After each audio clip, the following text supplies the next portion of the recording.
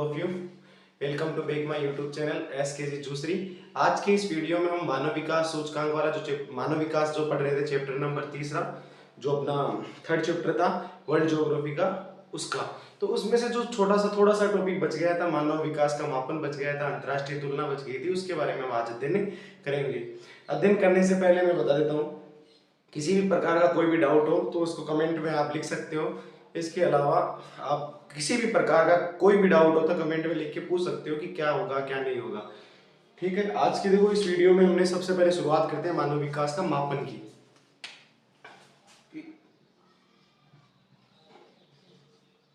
मानव विकास का मापन, इससे पहले ना, पहले की वीडियो में हमने क्या पढ़ा था, अभी तक क्या क्या पढ़ लिया था, उसके बारे में 2 मिनट हम डिस्कस कर लेते हैं। सबसे पहले हमने वृद्धि और विकास के बारे में बातचीत की थी कि वृद्धि और विकास क्या होता है, मानव विकास सूचकांक के बारे में। फिर उसके बाद में हमने इसके अंतर्गत मानव विकास के महत्वपूर्ण पक्ष पढ़े थे। मानव विकास के महत्वपूर्ण पक्ष पढ़ने के बाद में मानव विकास के स्तंभ पढ़े थे, चार स्तंभ पढ़ने के बाद मानव विकास के उपागम के बारे में पढ़ा था। लास्ट वीडियो में हमने 4 उपागम पढ़ा था, आय उपागम, कल्याण उपागम, आधारभूत आवश्यकता का उपागम और एक क्षमता उपागम पढ़ा था। इन 4 को पढ़ने के बाद आज के इस वीडियो में हम किसके बारे में बातचीत करेंगे, मानव विकास के मापन के बारे में बातचीत करेंगे। देखो, मानव विकास का मापन यानी ह्यूमन डेवलपमेंट इंडेक्स, या मानव विकास का मापन ह्यूमन डेवलपमेंट इंडेक्स द्वारा किया जाता है। इसमें 3 ध्यान रखना, इस मानव विकास सूचकांक को तैयार करने के कुछ आधार होते हैं। वो आधार 3 महत्वपूर्ण जो पक्ष लिखाए थे मैंने आपको, शिक्षा, स्वास्थ्य और संसाधनों तक पहुंच, यही तीनों होते हैं। इन तीनों का निष्पादन करने, इसके आधार पर इस निश्चित देशों की एक श्रेणी या क्रम तैयार किया जाता है। कौन सा देश मानव विकास सूचकांक में टॉप पर है, कौन सा नीचे है, कौन कौन से शिक्षा, स्वास्थ्य और संसाधनों तक पहुंचे। इसके बाद में इनके देखेंगे कितना इसका स्कोर रहता है, यानी 1/3 भारिता के आधार पर रखा जाता है। फिर हम पढ़ेंगे यूएनडीपी द्वारा जो जारी की जाती है मानव विकास, मानव गरीबी सूचकांक, उनके बारे में बातचीत करेंगे। देखो, हम बात करते हैं मानव विकास सूचकांक की। मानव विकास का मापन, मानव विकास का मापन, मानव विकास सूचकांक, मानव विकास सूचकांक किसके बारे में बातचीत की, मानव विकास सूचकांक यानी एचडीआई, ह्यूमन डेवलपमेंट इंडेक्स। देखो, एचडीआई की रिपोर्ट जो एचडीआर होती है, ह्यूमन डेवलपमेंट रिपोर्ट, जो मानव विकास प्रतिवेदन है, ये जारी करने का काम करता है यूएनडीपी। कौन करता है? UNDP, United Nation Development programme.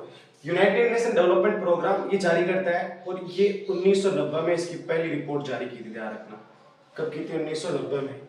मानव विकास सूचकांक 0 से 1 के मध्य होता है। ध्यान रखना, 1 के मध्य होता है, 0 से 1 के मध्य होता है। ध्यान रखना, मानव विकास सूचकांक यानी हम बातें कर रहे हैं कि मानव विकास सूचकांक जो एचडी ह्यूमन डेवलपमेंट इंडेक्स है, इसे जारी करता है कौन? UNDP, United Nation Development Programme, संयुक्त राष्ट्र विकास कार्यक्रम। ये रिपोर्ट एचडीआर जारी करता है, और इसी के इस पर 3 पक्ष होते हैं। इसके कितने पक्ष होते हैं? 3। एक होती है शिक्षा, दूसरा होता है स्वास्थ्य, तीसरा होता है संसाधनों तक पहुंच, संसाधनों तक पहुंच। इनके आधार पर ये जारी करता है। ध्यान रखना, इन तीनों के आधार पर। देखो, हाँ, शिक्षा, स्वास्थ्य और संसाधनों तक पहुंच जैसे प्रमुख, जैसे प्रमुख क्षेत्रों के निष्पादन, क्षेत्रों के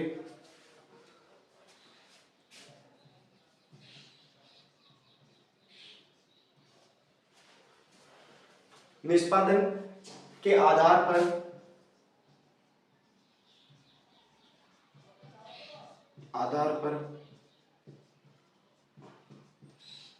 देशों का क्रम,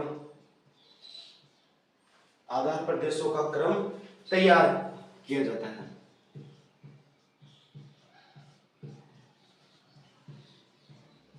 तैयार किया जाता है।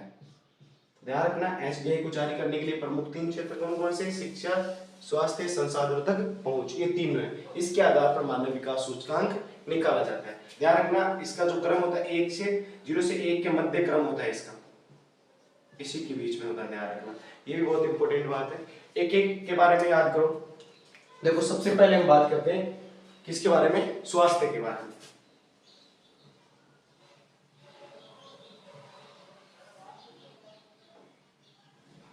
स्वास्थ्य, देखो स्वास्थ्य क्या है, इसका मूल्यांकन करने के लिए हम जन्म के समय की जीवन प्रत्याशा के बारे में बातचीत करते हैं। ध्यान रखना, इसका मूल्यांकन करने के लिए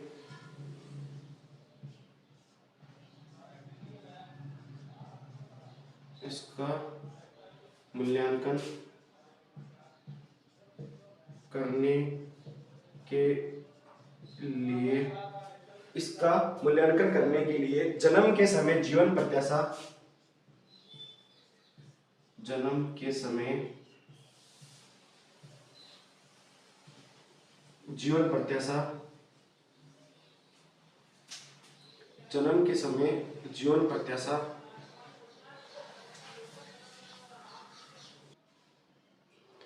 जन्म के समय जीवन प्रत्याशा, याद रखना जीवन प्रत्याशा को लेकर अध्ययन किया जाता है इसके बारे में। यानी स्वास्थ्य का मतलब इसका मूल्यांकन करने के लिए जन्म के समय जीवन प्रत्याशा, जीवन प्रत्याशा है कि एक व्यक्ति की एवरेज कितनी आयु हो सकती है। देखो उच्चतर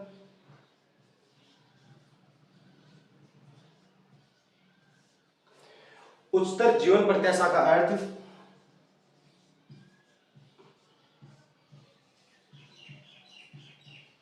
उच्चतर जीवन प्रत्याशा का अर्थ उच्चतर जीवन प्रत्याशा का अर्थ है लोगों के पास अधिक दीर्घ, लोगों के पास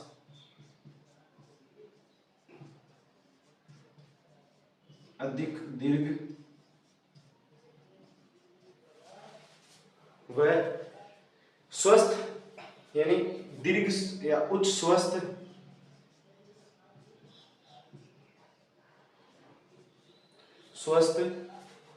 उच्च स्वस्थ जीवन जीने के ज्यादा अवसर हो, जीवन जीने के ज्यादा अवसर हो।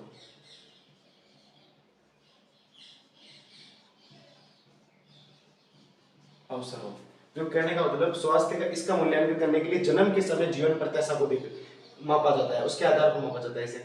उच्चतर जीवन प्रत्याशा का अर्थ होता है कि लोगों के पास अधिक दीर्घ व उच्च स्वस्थ जीवन जीने की क्या हो, ज्यादा से ज्यादा अवसर हो। ये कैसे हो सकता है, कैसे कि मानव के विकास का ख्याल रखने के लिए स्वास्थ्य पर क्या रखना चाहिए, ज्यादा से ज्यादा। जीवन प्रत्याशा का तात्पर्य होता है कि एक व्यक्ति एवरेज कितने साल तक जीता है। जैसे जन्म के समय की बात करें, इसके अंतर्गत जन्म के समय की जीवन प्रत्याशा के बारे में बातचीत करें तो उसके आधार पर किसी भी देश के मानव विकास के बारे में बताया जा सकता है। किसको लेकर, स्वास्थ्य को लेकर। दूसरा, इसके बाद में शिक्षा, दूसरा कौन सा है, शिक्षा।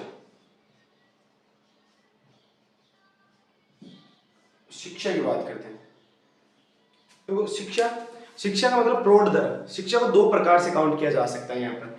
अब इसको समझने की कोशिश करना। किसको, एक तो प्रौढ़ साक्षरता दर की बात करेंगे और एक सकल नामांकन अनुपात की बात करेंगे। यानी एक तो वृद्ध शिक्षा की बात, यानी लोग कितने पढ़े लिखे लोग हैं, एक स्कूल में कितने लोग, यानी विद्यालय में कितने लोग हैं, यानी विद्यालय में वयस्कों की संख्या कितनी है। एक तो है प्रौढ़ साक्षरता। प्रौढ़ साक्षरता का मतलब है कि पढ़े लिखे लोग कितने हैं, पढ़े लिखे लोग। साक्षरता किसे कहते हैं, 7 वर्ष से अधिक आयु का कोई भी बालक जो पढ़ सकता है, समझ सकता है और दूसरों को समझा सकता है, वो क्या कहलाता है, साक्षरता। एक सकल नामांकन द्वारा, सकल नामांकन अनुपात का ज्ञान तक पहुंच। तो इसका मतलब है कि वयस्कों द्वारा या वयस्कों की संख्या विद्यालय में कितने नामांकित बच्चों की संख्या, इसके आधार पर ना पता लगाया जाता है। ध्यान रखना, तो इसमें देखो दो चीज है ध्यान रखना। इसके अंतर्गत हम शिक्षा की बात कर रहे हैं, इसको तुम्हें बिठा देता हूं।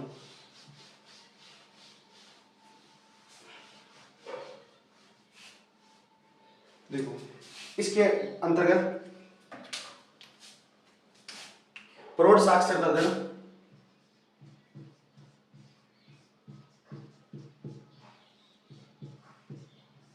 प्रौढ़ साक्षरता दर वह, ध्यान रखना, एक तो प्रौढ़ साक्षरता दर वह सकल नामांकन,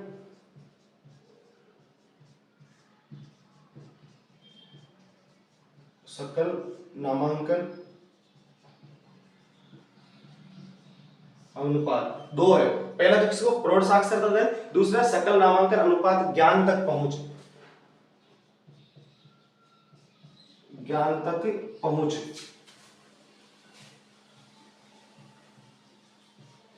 ज्ञान तक पहुंच की बात कर रहे हैं, यानी यह तो ज्ञान की पहुंच को प्रदर्शित करता है।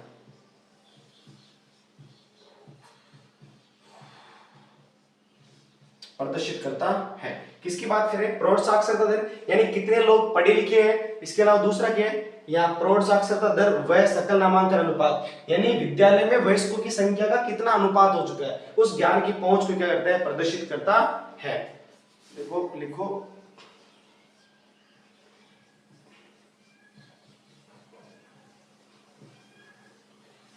पढ़े और लिख सकने वाले, पढ़े और लिख सकने वाले, पढ़े और लिख सकने वाले को प्रौढ़ साक्षरता दर की बात कर रहे हैं। लिख सकने वाले वयस्कों की संख्या, वयस्कों की संख्या, या मैं कह सकता हूं जितने भी लोग हैं उनकी संख्या, और ध्यान रखना, पढ़े और लिख सकने वाले वयस्कों की संख्या और विद्यालय के नामांकित बच्चों,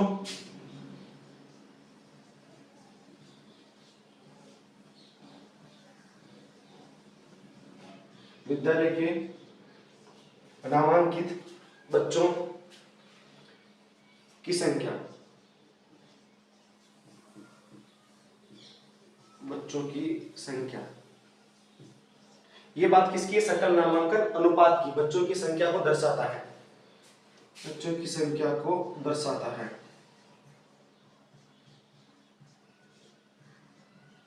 ये ध्यान रखना, प्रौढ़ साक्षरता दर और सकल नामांकन अनुपात का ज्ञान तक पहुंच को प्रदर्शित करता है शिक्षा। इसमें पढ़े लिखे सकने वाले जितने भी वयस्क हैं की संख्या और दूसरे विद्यालय में नामांकित यानी नामांकन अनुपात के बच्चों की संख्या को ये दर्शाता है।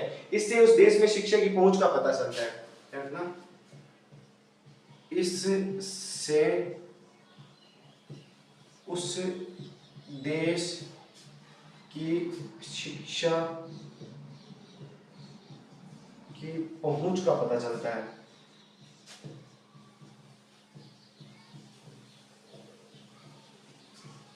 ये थोड़ा सा ध्यान रखना आपको। इसे क्या होता है, उस देश की शिक्षा में पहुंच का पता चलता है कि कितने लोगों के पास पहुंच है वहां पर, यानी कितने लोग शिक्षा ग्रहण कर रहे हैं। यानी इसके आधार पर जैसे भारत की साक्षरता की बात करें तो भारत की साक्षरता दर है 74.04%, यानी भारत की साक्षरता 100% नहीं है। साक्षरता दर किसे कहते हैं, मैंने कहा 6-7 वर्ष का बालक, कोई भी बालक 7 वर्ष से अधिक उम्र का जो पढ़ सकता है, लिख सकता है और दूसरों को समझा सकता है, क्या कहलाता है, साक्षरता कहलाता है। इसको हमने एसडीआई में 2 रूपों से, एक तो प्रौढ़ साक्षरता दर, एक सकल नामांकन अनुपात के आधार पर ज्ञान को प्रदर्शित करते हैं, पहुंच को। पढ़े लिखे लोग, पढ़े लिख सकने वाले जितने भी वयस्क हैं वो प्रौढ़ साक्षरता दर को इंडिकेट कर रहे हैं। इधर बात करें विद्यालय में नामांकित बच्चों की संख्या, किसको प्रदर्शित करते हैं, सकल नामांकन अनुपात को। तो इससे उस देश का शिक्षा की पहुंच का पता चलता है कि कितने लोग पढ़े लिख रहे हैं, कितने लोगों की शिक्षा ग्रहण हो चुकी है। आगे देखो नेक्स्ट, तीसरा,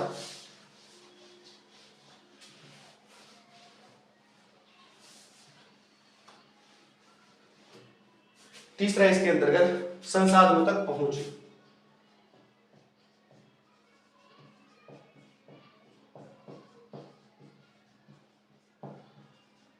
यानी ये आय को बता रहा है, किसको प्रदर्शित कर रहा है, आय को, संसाधनों तक पहुंच। इसका मतलब क्या होता है कि इसे क्रय शक्ति के रूप में मापा जाता है। किसके रूप में, क्रय शक्ति, यानी इसको आय के रूप में मापा जाता है। किसके रूप में मापा जाता है, आय के रूप में। यानी आय से वस्तुओं और सेवाओं को उपभोग करने में कितना सामर्थ्य, उपभोग करने के लिए कितना सामर्थ्य एक व्यक्ति के पास में, उसके आधार पर मानव विकास को मापा जाता है। ध्यान रखना, इसे क्रय शक्ति के रूप में मापा जाता है,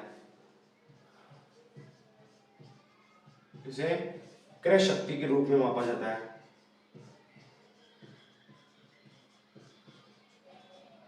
ये कई बार पूछा जा चुका है,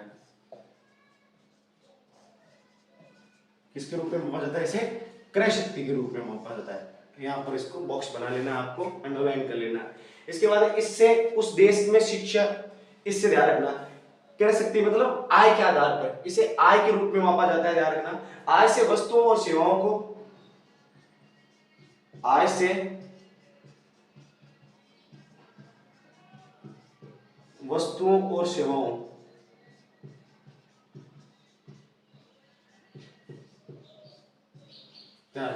आय से वस्तुओं और सेवाओं के उपभोग करने की सामर्थ्य, आय से वस्तु और सेवाओं को उपभोग करने के सामर्थ्य, उपभोग करने के सामर्थ्य, वस्तुओं और सेवाओं का उपभोग करने का सामर्थ्य मिलता है। ध्यान रखना, उपभोग का मतलब होता है किसी भी चीज का अंतिम रूप। उसके बाद में प्रत्येक आयाम को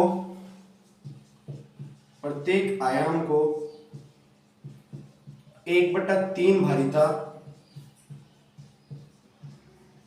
ध्यान रखना, प्रत्येक आयाम को 1/3 भारिता दिया जाता है। कैसे? जैसे तीनों को 1/3 1/3 1/3 इस आधार पर, ये थोड़ा ध्यान रखना, दिया जाता है। स्कोर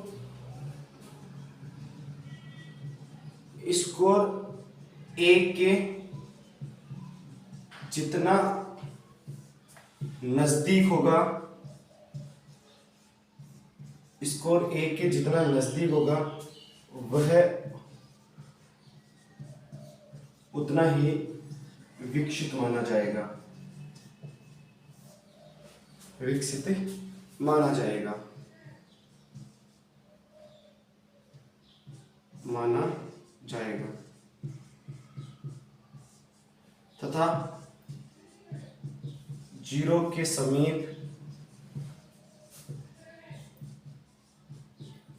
स्कोर वाला अविकसित माना जाएगा, अविकसित माना जाएगा। ये थोड़ा ध्यान माना जाएगा, ध्यान रखना। ये बात आपको नोट कर लेनी है, आपको ध्यान रखना है। आगे देखो, जैसे ये एक स्कोर एक के जितना नजदीक होगा वह उतना ही विकसित माना जाएगा, तथा 0 के जितना नजदीक होगा वह उतना ही क्या माना जाएगा? अविकसित माना जाएगा। तो ये आप विशेष तौर पर ध्यान रखना तीनों के बारे में। अगला है यूएनडीपी द्वारा एक और सूचकांक जारी किया जाता है, जिसे क्या कहा जाता है? गरीबी सूचकांक। क्या कहा जाता है? मानव गरीबी सूचकांक। मानव गरीबी सूचकांक, ह्यूमन पॉवर्टी इंडेक्स के बारे में बातचीत करेंगे हम कि क्या होता है। ये एचडीआई से संबंधित है। ये सूचकांक मानव विकास में कमी को मापता है। ये एचडीआई यानी ये ह्यूमन डेवलपमेंट इंडेक्स से संबंधित है।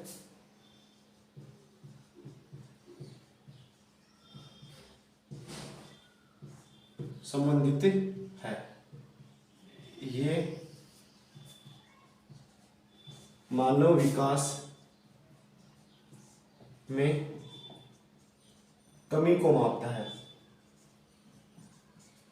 ये मानव विकास में कमी को मापता है, कमी को मापता है, या एचडीआई में कमी को मापता है। ध्यान रखना, बिना आय वाला माप है, ध्यान रखना। ये बिना आय वाला माप है,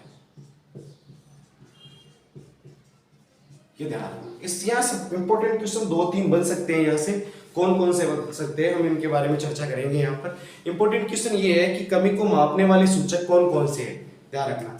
यानी मानव विकास की कमी को मापने वाले सूचक कौन कौन से हैं, तो ये ध्यान रखना। कमी को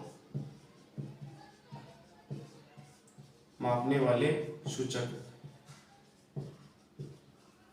या आधार की बात करें, जैसे ह्यूमन डेवलपमेंट इंडेक्स को मापने के 3 महत्वपूर्ण पक्ष थे: शिक्षा, स्वास्थ्य और संसाधनों तक पहुंच। इसी के आधार पर इसी को मापने के कुछ 4 महत्वपूर्ण क्या है? आधार है। पहला, 40 वर्ष तक जीवित रहने वालों की संख्या। पहला क्या है? 40 वर्ष तक जीवित रहने वालों की संख्या, ये पहला है कि एक व्यक्ति 40 वर्ष तक जीवित रहने वालों की संख्या को इसके आधार पर। दूसरा है कम बार वाले छोटे बच्चों, कम बार वाले छोटे बच्चों की संख्या, छोटे बच्चों की संख्या, कम बार वाले छोटे बच्चों की संख्या। इसके अलावा स्वच्छ जल नहीं मिलने वालों की संख्या, स्वच्छ जल नहीं मिलने वालों की संख्या।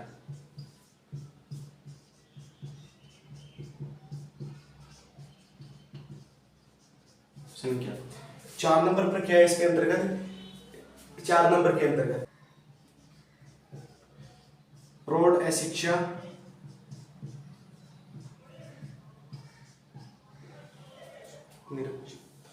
प्रौढ़ अशिक्षा व स्कूल छोड़ने वालों की,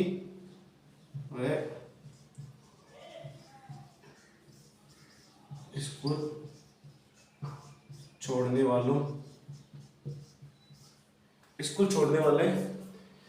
वालों की संख्या।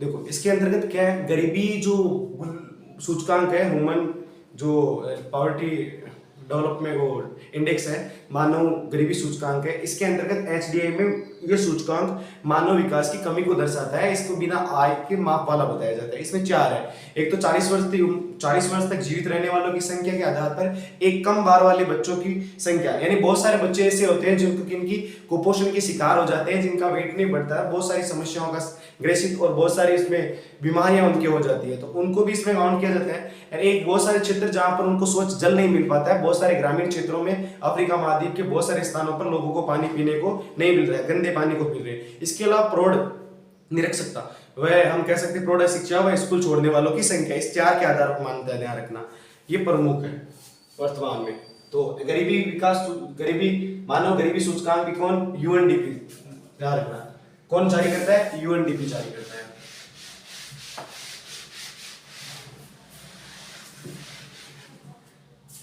अगला इसके अंतर्गत देखो मानव विकास को मापने की नवीनतम विधियां, मानव विकास को मापने की नवीनतम विधियां, ये आपको 2 विधियों के नाम याद रखने, ये नाम याद रखने। एक तो राजनीतिक स्वतंत्रता सूचकांक,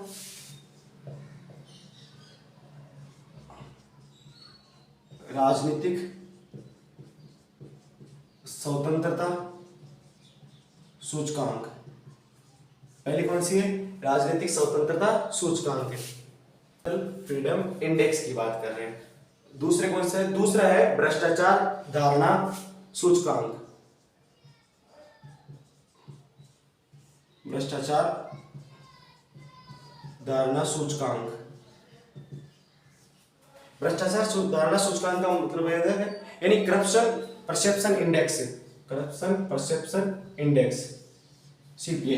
ये 2 वर्तमान में यानी राजनीतिक स्वतंत्रता, यानी किसी भी लोकतांत्रिक देश में या किसी भी क्षेत्र में कितनी उनको बोलने की स्वतंत्रता, रहने की स्वतंत्रता, घूमने की स्वतंत्रता, यानी बहुत सारी स्वतंत्रता, फ्रीडम के आधार पर या स्वतंत्रता के आधार पर मानव विकास का मापन किया जाता है। ये भ्रष्टाचार के आधार पर किया जाता है। आपके सिलेबस नाम याद रखना।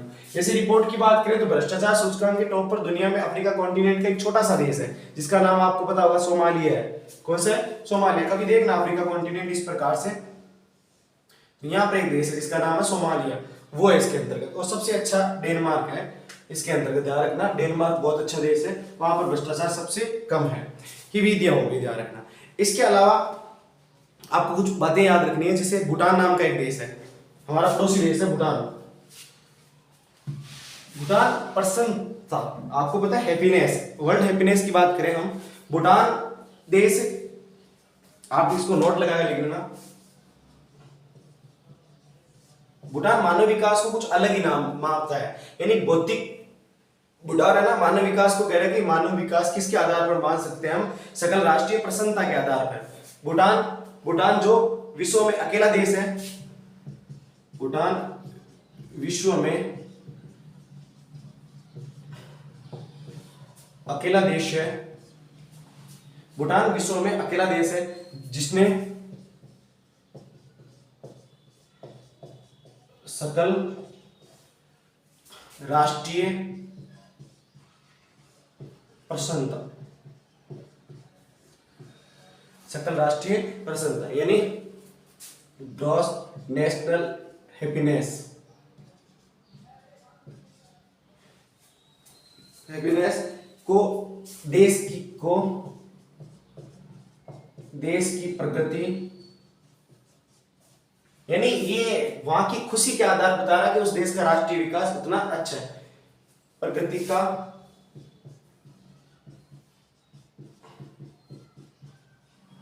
आधिकारिक माप घोषित किया है।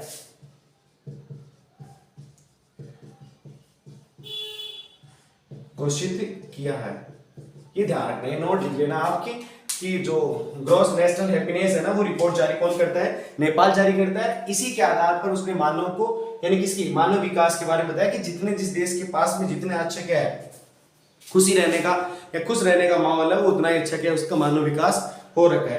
कहने का तात्पर्य ये होता है कि मानव विकास सूचकांक, ध्यान रखना ये इसके अंतर्गत ये बात कर रहे हैं कौन, भूटान के बारे में। भूटान कहता है कि किसी भी देश के हमें विकास के आध्यात्मिक, भौतिक और गुणात्मक पक्षों के, विकास के आध्यात्मिक, भौतिक और गुणात्मक पक्षों को के बारे में सोचना चाहिए, उन्हीं के बारे को। अब अपना टॉपिक बचा है मानव विकास की अंतरराष्ट्रीय तुलनाएं। ध्यान रखना कौन से पढ़े, मानव विकास की अंतरराष्ट्रीय तुलनाएं। हेडिंग लगाना आपको, मानव विकास की अंतरराष्ट्रीय तुलनाएं, ये इनके बारे में बातचीत करेंगे कि मानव विकास की अंतरराष्ट्रीय तुलनाएं कौन कौन सी है, उनके बारे में। देखो मानव विकास की अंतरराष्ट्रीय तुलना के बारे में कि विश्व के जितने भी देश है उसकी ह्यूमन डेवलपमेंट इंडेक्स के आधार में उनका क्रम कौन कौन सा है, कौन कौन से स्थान पर कौन कौन से देश आते हैं, कि जितना एक के पास जितने ज्यादा आते हैं उसे विकसित देश है, जो जीरो के पास जितने देश वो अविकसित देश है। तो उनकी हम बात करेंगे। यहाँ सबसे पहले देखो हम बात करते हैं किसी भी देश के क्षेत्रफल, इसमें लिखना आपको, किसी भी देश का क्षेत्रफल, किसी भी देश का क्षेत्रफल और प्रति व्यक्ति आय, प्रति व्यक्ति आय यानी पर कैपिटा इनकम, यानी किसी भी देश का क्षेत्रफल और प्रति व्यक्ति आय का मानव विकास से सीधा, प्रति व्यक्ति आय का मानव विकास से सीधा या प्रत्यक्ष रूप से कोई संबंध नहीं है, कोई संबंध नहीं है, प्रत्यक्ष रूप से कोई संबंध, सीधा संबंध नहीं है। मानव विकास में बड़े देशों की तुलना, मानव विकास में बड़े देशों की तुलना,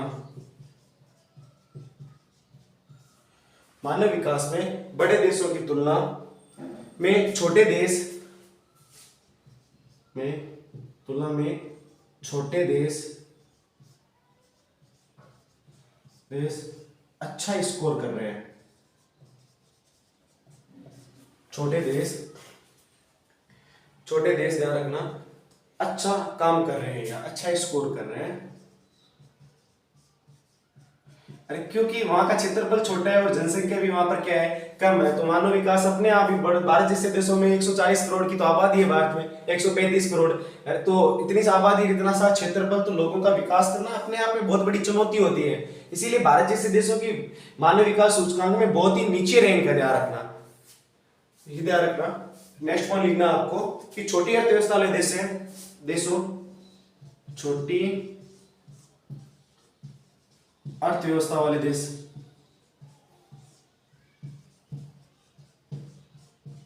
छोटी अर्थव्यवस्था वाले देशों, ध्यान रखना, छोटी अर्थव्यवस्था वाले देशों जैसे श्रीलंका, आप श्रीलंका, त्रिनिदाद टोबैगो की HDI rank, human development rank Bharat से अच्छी है, भारत से अच्छी है। अब देख लो भारत की अच्छी क्या, श्रीलंका की रैंक भारत से अच्छी है क्योंकि श्रीलंका का क्षेत्रफल छोटा है, जनसंख्या है, तो वहां पर मानव विकास या वहां लोगों पर बहुत अच्छे से क्या दिया जा सकता है, ध्यान दिया जा सकता है, लोगों का ज्यादा से ज्यादा क्या किया जा सकता है, विकास किया जाता है। अब देखो, अब आपको एक इंडेक्स बनानी है, उसी के आधार पर देखने कौन कौन से देश किस किस स्थिति पर है, वो बना लेनी है आपकी किताब में, पुरानी भी है नई भी दे रखी है, तो आपको लिखना है एचडीआई के आधार पर, एचडीआई के आधार पर, किसके आधार पर, एचडीआई के आधार पर देशों को 4 समूहों में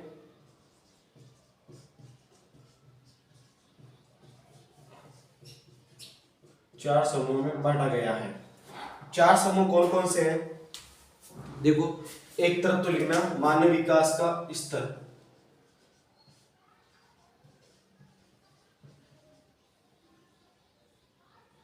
मानव विकास का स्तर यहां पर। दूसरी तरफ आपको क्या लिखना है, एचडीआई में रैंक उनकी कितनी है। तीसरी तरफ लिखना है आपने देशों की संख्या,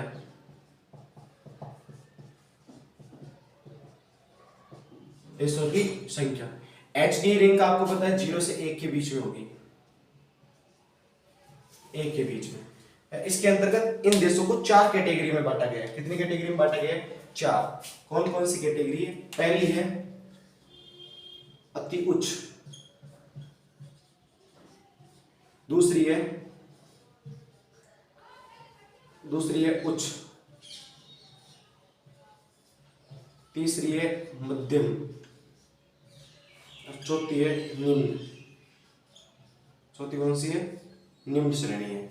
कितनी कौन श्रेणी, निम्न श्रेणी है। पहली श्रेणी है 0.800 से अधिक,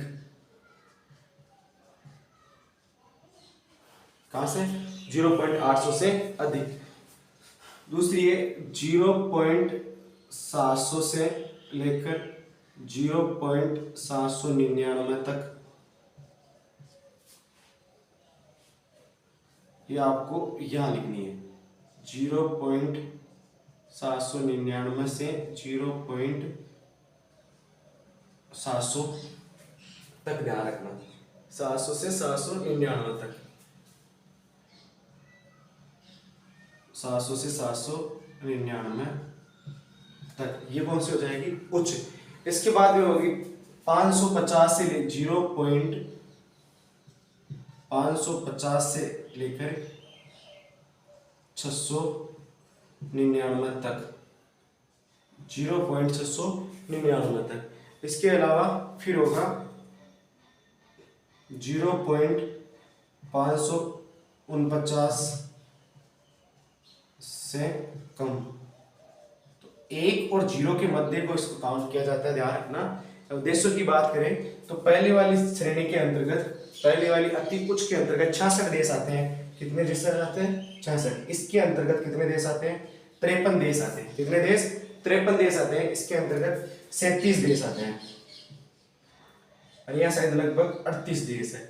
ये रिपोर्ट है 2020 के अनुसार, ध्यान रखना। कब के अनुसार है, 2020 के अनुसार। आपको ये रिपोर्ट ध्यान रखनी है, 2000 कब के अनुसार है, 20 के अनुसार है ये। अब इसके अंतर्गत उच्च सूचकांक वाले देश, निम्न सूचकांक वाले। अब देखो यहाँ की मैं बात करूं तो ज्यादातर देश आप देख लेना, दुनिया में टॉप पर है नॉर्वे। मैं यहाँ लिख देता हूँ टॉप पर कौन कौन से देश है, जैसे नॉर्वे है, डेनमार्क है, नॉर्वे है, डेनमार्क है, ऑस्ट्रेलिया है, स्वीडन है। ये सारे देश दुनिया में टॉप पर है। कांगो, नाइजर, घाना, जायरी, ये वाले देश सबसे निम्न क्वालिटी के हैं, सबसे नीचे की ओर है। तो अगर अब हम बात करें यहाँ पर कि यहाँ पर कौन से, तो यहाँ पर यूरोप महाद्वीप के देश आएंगे। कौन से महाद्वीप के? यूरोप महाद्वीप के। यहाँ पर भी ज्यादातर कहाँ के? यूरोप के। इस श्रेणी में कहाँ के आएंगे? एशिया के आएंगे। और इस श्रेणी में ज्यादातर देश कहाँ के आएंगे? अफ्रीका के आएंगे। कहाँ के आएंगे? अफ्रीका के। अब देखो बात करते हैं इनकी, तो इनमें ये देश हमेशा, ये देश किस श्रेणी के देश है? विकसित श्रेणी के। ये भी किस श्रेणी के? विकसित के हैं। ये देश कौन से हैं? विकासशील है। कौन से देश है? विकासशील। ये देश कौन से हैं? अविकसित देश है। मैं नाम लिखे ना, इनमें ज्यादातर देश इसी श्रेणी के अंतर्गत आते हैं। अब आपको याद, देखो आपको कमेंट बॉक्स में ये लिखना है और खुद से ढूंढ कर लिखना है, जैसे भारत की रैंक 2022-23 में कितनी है, 22 में कितनी रैंक है, इससे 2021 और 20 की रैंक भी आपको साथ में स्कोर के साथ में लिखनी है। मुझे भी बतानी है, आपको खुद को भी लिखनी है, कमेंट बॉक्स में लिख देना, ठीक है। और वीडियो को अच्छा लगे तो लाइक, शेयर एंड सब्सक्राइब कर देना। जय हिंद।